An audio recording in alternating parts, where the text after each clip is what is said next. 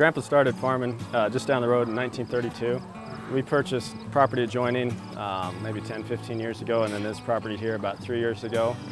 These pastures we're using aren't really conducive to traditional crop farming, which kind of gave us that opportunity to try something alternative.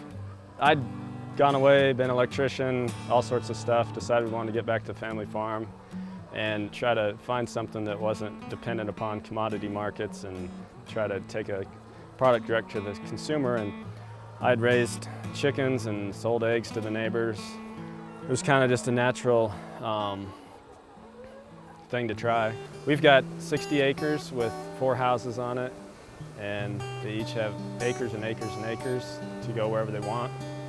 Pretty sure we're the only ones in Colorado that move them through the fields. There's some that have them in stationary barns and they open the doors and they go out, but they're not mobile. You know, some of them like to range out. They'll go out 400 feet, 500 feet, half mile, whatever. And some of them just stay at home. You know, it's just like us. There's all types. And so it just gives them an opportunity to express that natural instinct, that behavior. And really, I mean, that's what it's about. It's difficult, you can describe it in words, but unless you see it in person, it's difficult to understand what pastured poultry is like, how you move them. It's a difficult concept. There's not much of it out there in the US yet. We run a non-GMO feed program. We raise our own corn, get our soy from a neighbor, and actually we're looking at planting our own soy, non-GMO soy next year. So with those two things, we would be able to produce 85% of the ration on farm, which is, you know, pretty significant. You're getting the extra effort, you know, of on-farm milling. You're getting the extra effort of how we raise the birds.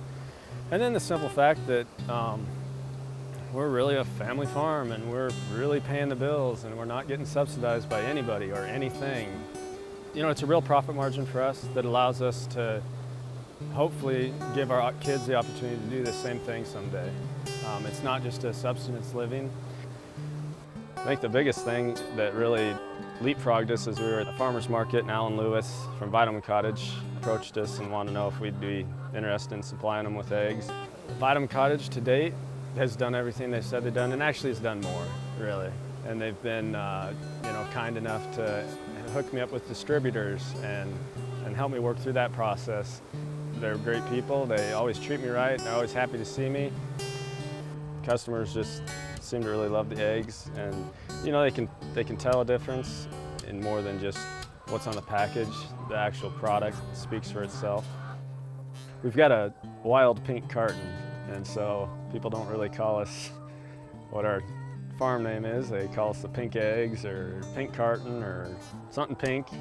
Nobody remembers names. You got to have something memorable.